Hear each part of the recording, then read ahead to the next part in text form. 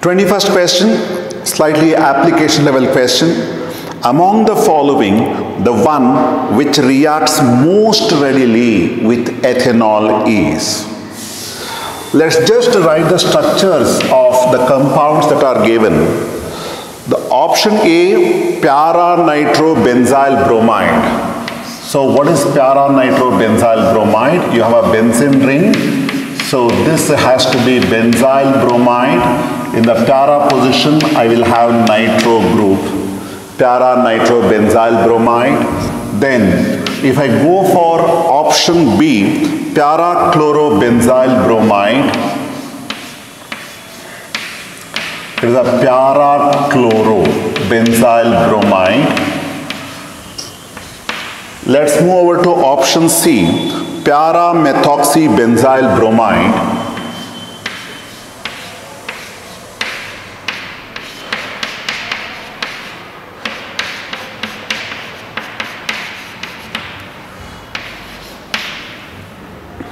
Option D, para-methyl benzyl bromide.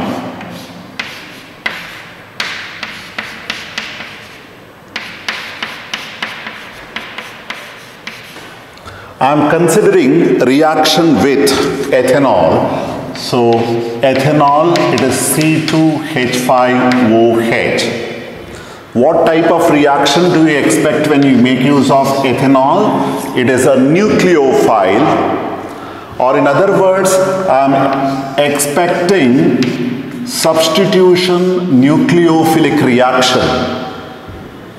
And when you say SN, there are two possibilities, SN1 and SN2. And you know that if the starting alkyl halide gives you more stable carbocation, it will undergo nucleophilic substitution reaction by SN1 mechanism. So in all these four options, what we have is a benzyl bromide derivative. And you know that if the benzylic carbon and bromine single bond undergoes heterolysis, in all these cases what I get is benzyl carbocation. Right? Hence, all these reactions must follow SN1 mechanism. And you know, in SN1 mechanism, the one that gives you the most stable carbocation will react readily with the nucleophile. In other words, let's just write the structure of the benzyl carbocation derivatives that are found under each case, and then let's study about their relative stability. So you have a benzene ring, here I get benzyl carbocation, but you know here you have NO2 group, right? Then the next one, you have a benzene ring, then you have CH2 plus, and then here I have a chloro group, and in the third case what we get is it is a CH3O, and then you will have CH2 plus, and in the last case we have a benzene ring and you have CH3 and CH2 plus. These are the respective carbocations. Now the point is, the one that gives more stable carbocation should undergo this reaction faster. Right. Now, you just consider in this case, you know, on carbocation, if you have an electron withdrawing group, what will happen? Electron deficiency on carbocationic carbon increases. Or in other words, the magnitude of the positive charge will increase. In other words, the accumulation of positive charge increases, so stability of carbocation decreases whenever there is accumulation of the charge. I repeat, the presence of electron withdrawing group will intensify the positive charge on carbocationic carbon. And whenever there is an accumulation of the charge, the carbocation becomes less stable. That is why presence of electron withdrawing group will destabilize the carbocation. On the other hand, presence of electron releasing group will stabilize the carbocation. Now, you know, in case of NO2, you have both. It is a minus I and minus R. Strongly deactivating, this carbocation must be the least stable one. Coming to chloro group, you know that it has a minus I effect, it has a plus R effect, and you know that minus I effect predominates over plus R. What is the net effect? The benzene ring is deactivated. Again, corresponding carbocation must become less stable. Here, if I go for methoxy group will exert, you know, plus R effect, and it also exhibits minus I effect. But in case of methoxy group, plus R effect predominates over minus I. That is why the electron density is pushed towards benzene ring. As a result, what happens? The positive charge which is present on benzyl carbon is dispersed. This will attribute to the stability. And also, if you consider CH3 group, now CH3 group is again electron releasing group, but here electron releasing effect is because of hyperconjugation. In short, you know, electron withdrawing groups will destabilize the carbocation. Electron releasing groups will stabilize the carbocation. So which particular carbocation is the most stable one? It's obviously the third one. Why not the fourth one? Because in case of third one, electron releasing effect is because of plus R effect. Whereas in the fourth one, electron releasing effect is because of hyperconjugation. And you know, electron releasing effect by resonance always predominates over electron releasing effect by hyperconjugation. That's why between the two, this particular carbocation is more stable. That's why, you know, out of the four carbocations, this particular carbocation is the most stable one. That is why this starting substance will undergo heterolysis more readily to form a more stable benzyl carbocation. That is why the one which undergoes nucleophilic substitution reaction faster with ethanol is option C. In other words, I can tell you this reaction follows SN1 mechanism. The one that produces more stable carbocation should undergo the reaction faster. Hence, answer for question number 21 must be option C. Going to question number 22. When phenyl magnesium bromide reacts with tertiary butanol. Phenyl magnesium bromide is a Grignard reagent.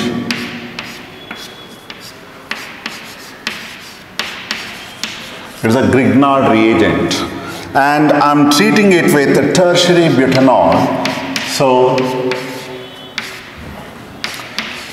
in other words, it is a tertiary butyl alcohol. And remember, tertiary butyl alcohol is the compound containing active hydrogen. And you have already studied that whenever a Grignard reagent is treated with a compound containing active hydrogen, like water, alcohol, ammonia, amine, HF, etc., we have to get the starting hydrocarbon. What I mean by that, if you consider the bond over here, this carbon is more electronegative compared to magnesium. That's why this carbon atom must have a partial negative charge. Magnesium should have partial positive charge. Same way, if I consider hydrogen-oxygen bond here, hydrogen is the positive part and oxygen is the negative part. You connect opposite polarities with one another. In other words, the positive hydrogen from this part gets attached to negative carbon atom over here. As a result, what should be the product formed? It has to be, benzene. So this particular group is replaced by this hydrogen. I get benzene. And in addition to that, what about the other products that you get? You have CH3 thrice and you will have CO. In addition to that, we get MgBr. So the simple principle here is whenever Grignard reagent is treated with compounds containing active hydrogen like water, alcohol, ammonia, amine, etc., the respective hydrocarbon of the Grignard reagent is obtained. So in this case, what should be the product form? The product form should be benzene. We have to get benzene. So answer for question number 22 must be option A. It is option A. Next question is question number 23. Replacement of chloro group of chlorobenzene to give phenol requires drastic conditions, but chlorine of 2,4 dinitrochlorobenzene is readily replaced because. The question is this.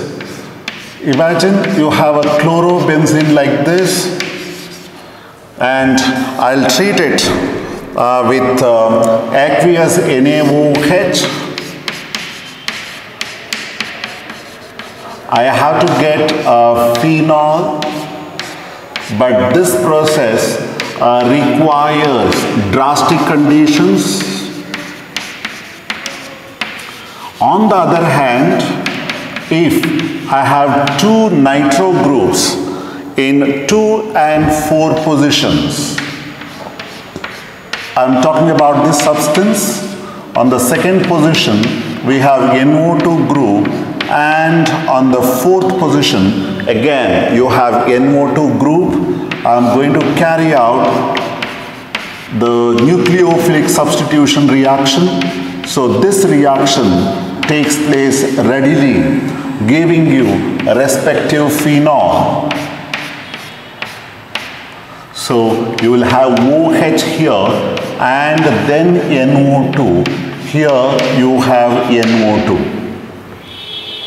Now question is, why the reaction takes place so easily with the presence of 2 electron withdrawing groups at ortho and para position?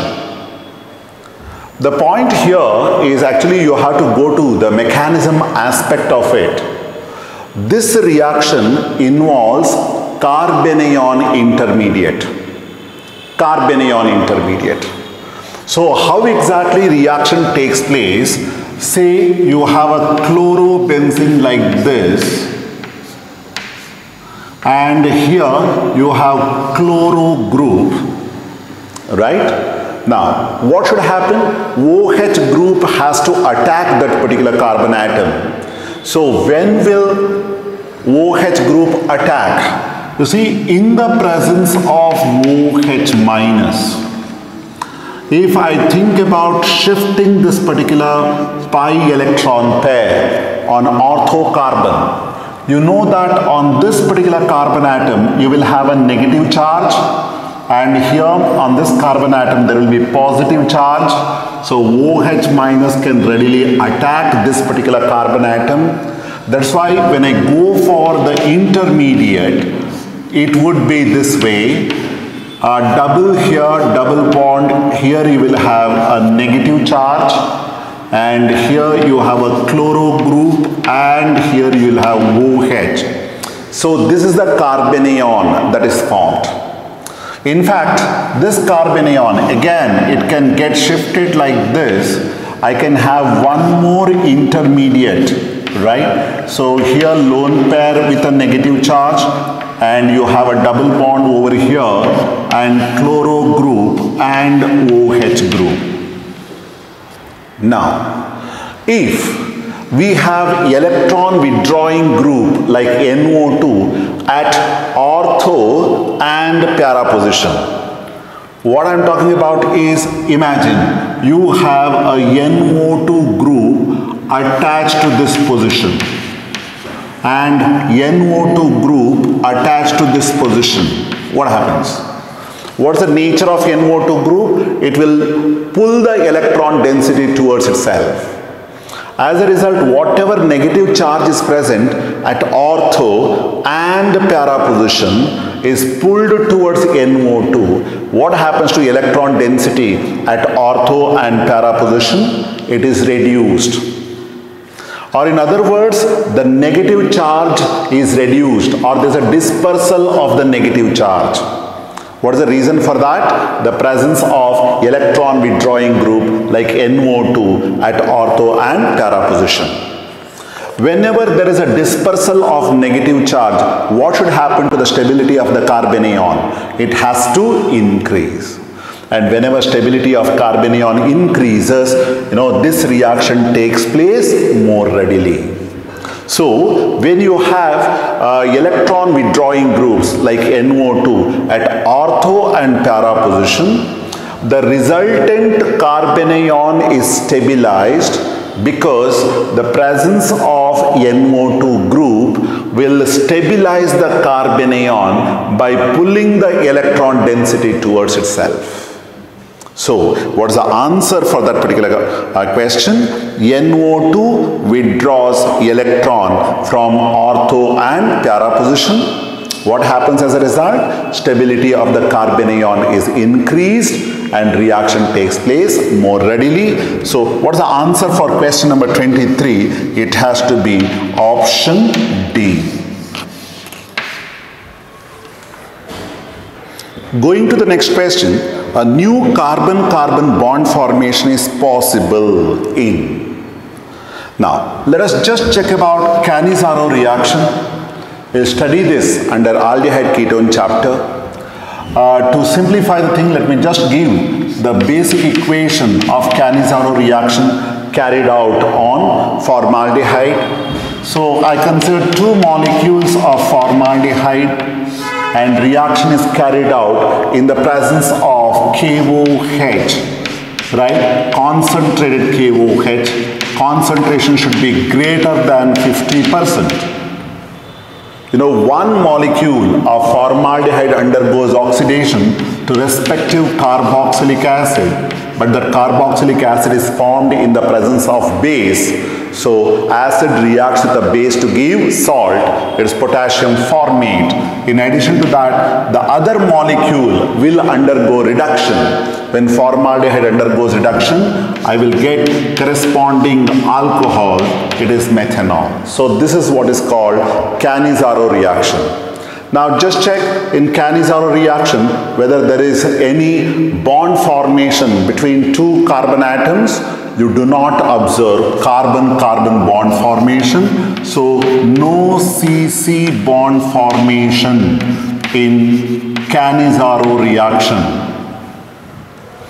I'll move over to the second reaction. They call it as Friedel-Crafts alkylation. Now, what is Friedel-Crafts alkylation? I'll start from benzene and I'll treat it with methyl chloride, for example.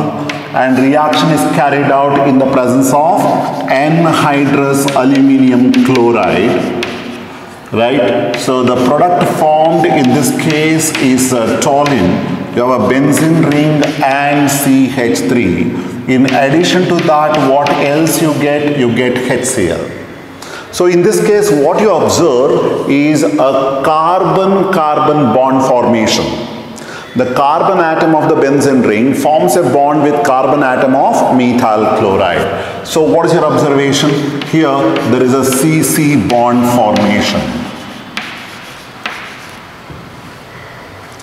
Let's go to the third one, option C, they talk about Clemenson's reduction. So what is Clemenson's reduction? I'll start from an aldehyde or a ketone and I'm going to subject it to reduction, and reduction is carried out in the presence of zinc amalgam and concentrated HCl. You know, C double bond O gets reduced to CH2. So what we get is RCH2R dash, and in addition to that I get H2O. So what we get here is hydrocarbon. So here I can clearly say that there is no bond, there is no CC bond formation. And if I go for the last one, it's a Riemer-Tiemann reaction. You have already studied about that, Riemer-Tiemann. So I start from phenol, right? And reaction has to be carried out in the presence of chloroform CHCl3, and the reaction is carried out in the presence of NaOH. So what should be the product formed in Riemer-Tiemann reaction? We get a salicyl aldehyde, OH, and here it is a CHO.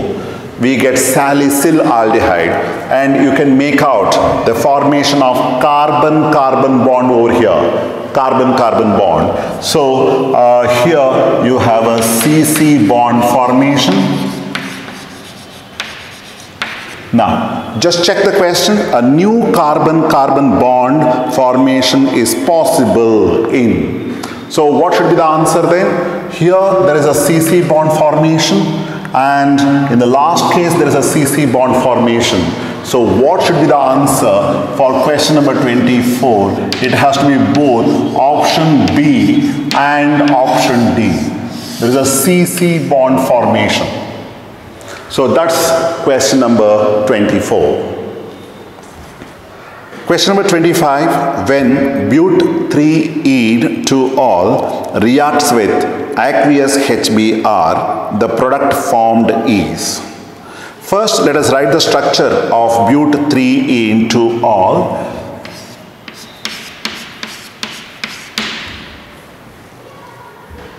So after the third carbon atom, I have a double bond, and on the second carbon atom, I have OH group. Then remaining valencies I'll satisfy CH2, CH, here CH, thereafter CH3. So this is what is but3-ene-2-ol. I'm treating it with aqueous HBr. You know, when I treat it with aqueous HBr, the first thing is it is a protonation of alcohol. When I say protonation, you have a H plus ion provided from HBr, H plus. So this lone pair of electrons should attack H plus. So what we should get now is CH2 double bond CH. You have CH and OH2, and on this oxygen you should have a positive charge, and then it is single bond CH3. Now this H2O plus is a better leaving group. That is why this shared electron pair is taken up by H2O. A molecule of water is lost. Hence, we get this carbocation CH2 double bond CH, and here you have CH plus and it is CH3. Right? Now, the next point here, this carbocation, whatever is formed, is allyl carbocation, allyl secondary carbocation. And allyl secondary carbocation is more stable. That is why this carbocation is formed in excess.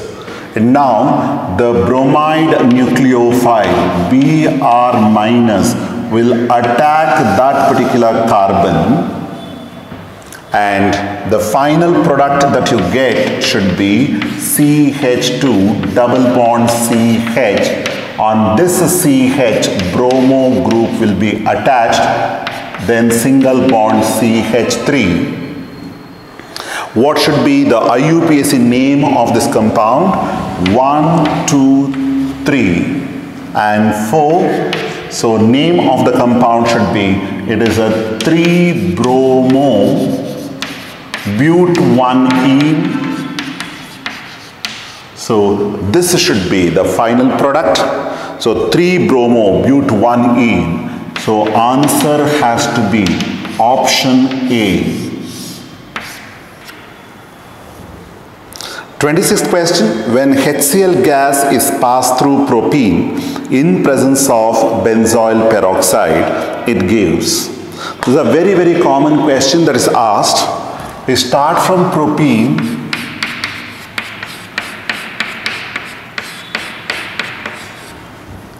We'll treat it with HCl. And what is confusing here is the presence of benzoyl peroxide.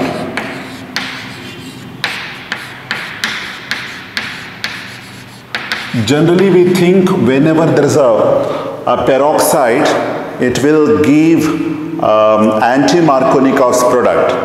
But the other concept has to be very, very clear to you, that anti-Markovnikov's product is possible only with HBr, neither with HCl nor with HI.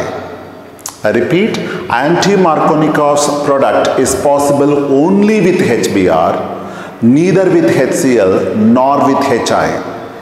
That is why even if you make use of free radical initiators like benzoyl peroxide, with HCl I cannot expect anti-Markovnikov's product. So this reaction takes place according to Markovnikov's rule. So what should be the product then according to Markovnikov's rule? You know, the negative part, chloro group, should go to that carbon atom involved in the double bond containing lesser number of hydrogen atoms. And here we get CH3, CHCl, CH3. So this is what is the major product, and this takes place according to Markovnikov's addition rule. So answer for question number 26 must be 2-chloropropane. So answer is option A. 27th question, which of the following represents the correct order of densities? The simple concept here is higher the molar mass, higher is the density. When you look at the options given, carbon tetrachloride CCl4 has the highest molar mass, followed by chloroform CHCl3, followed by dichloromethane CH2Cl2, then it is methyl chloride, and finally we come across water. That is why the answer in this case must be option A. The concept here is higher the molar mass of a compound, higher is the density.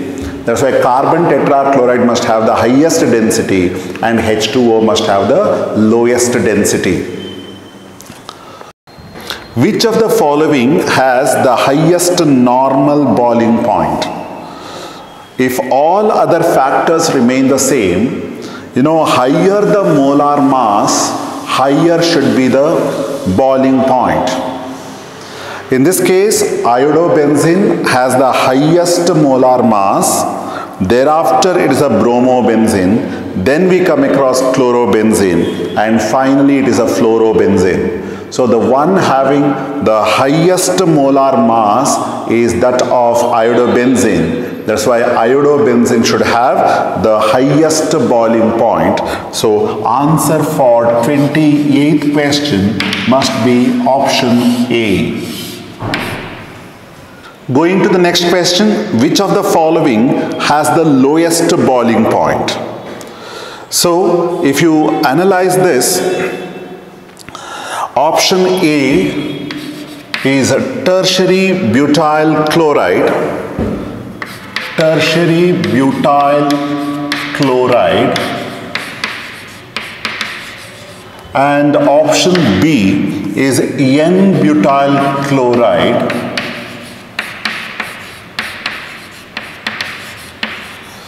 And then we have tertiary butyl bromide.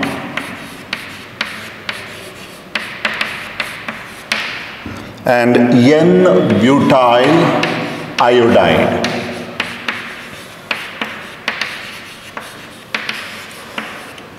We should know two concepts to answer this particular question.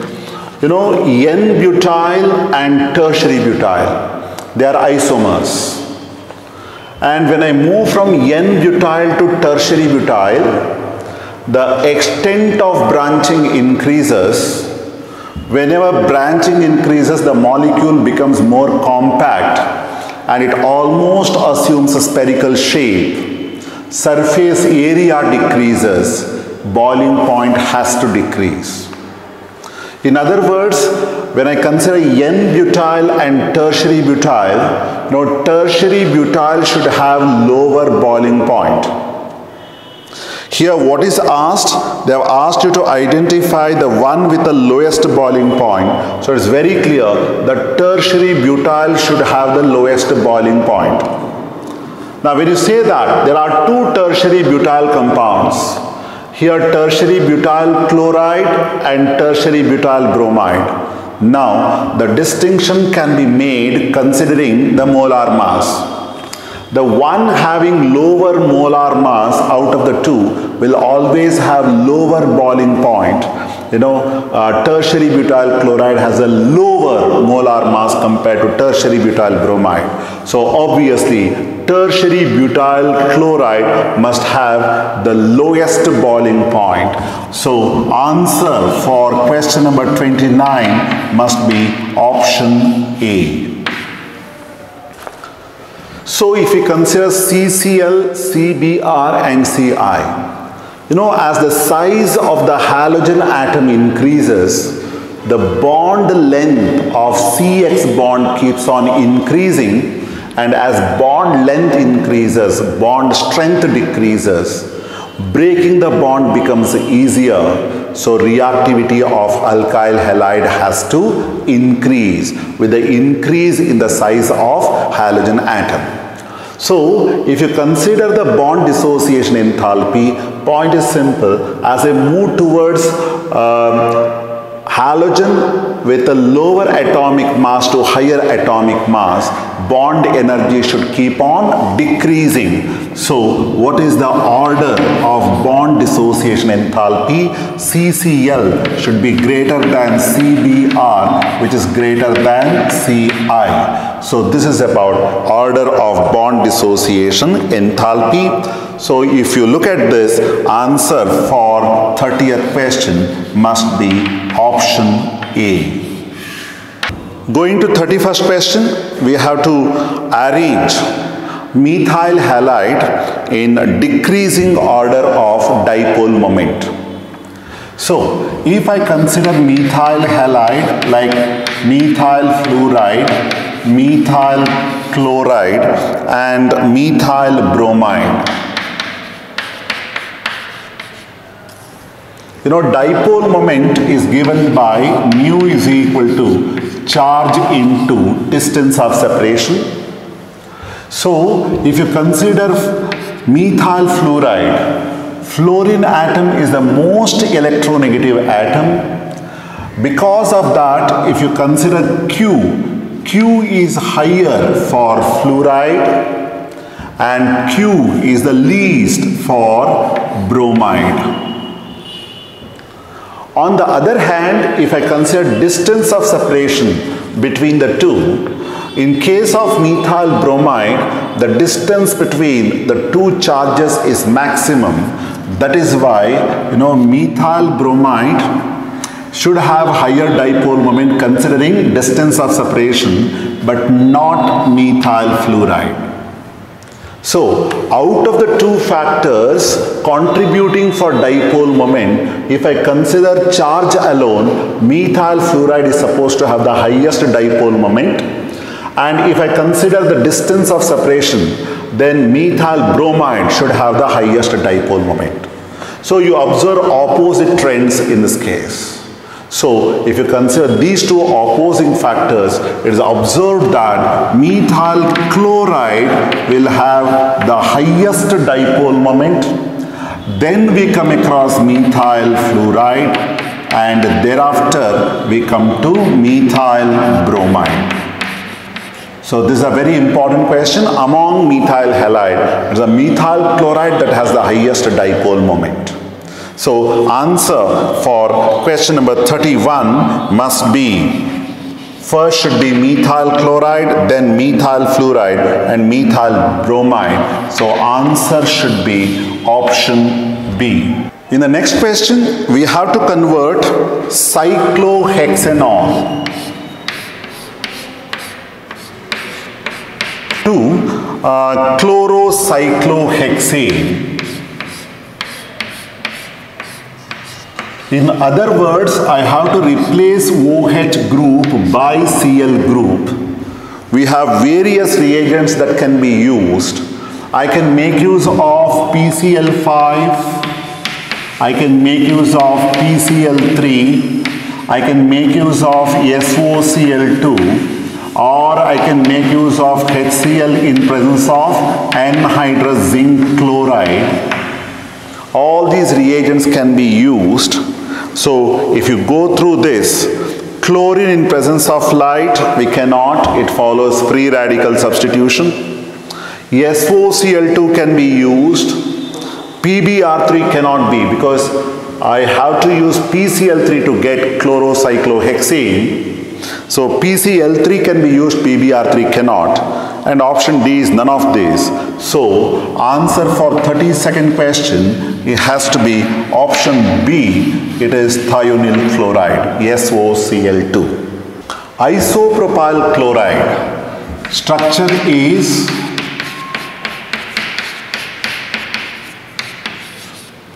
CH3, CHCl, CH3. It is a secondary alkyl halide. You have already studied that primary alkyl halide undergoes nucleophilic substitution reaction by SN2 mechanism. Tertiary alkyl halide will undergo nucleophilic substitution by SN1 mechanism. In between that, we have secondary alkyl halide. So, this can undergo nucleophilic substitution either by SN2 or by SN1, depending upon other reaction conditions, SN2 or SN1. So, answer for 33rd question must be option C. 34th, arrange the following compounds in the decreasing order of SN1 reactivity. They have given 3 substances. First one is a N-propyl chloride. This is compound 1. Second one, it is CH2, CHCl, and then CH3. This is compound 2. And compound 3 will be CH3CH2. It is CHCl, thereafter CH3. It is compound 3. I will talk about order of reactivity in SN1 mechanism. Simple point is that particular alkyl halide which gives you more stable carbocation would undergo SN1 mechanism readily. In other words, I have to talk about the order of stability of the carbocation formed by heterolysis of carbon-halogen bond. Imagine in the first case, it undergoes heterolysis to lose a Cl minus ion, what we get is CH3, CH2, CH2 plus. You know, it is a primary carbocation, and we know primary carbocation is the least stable.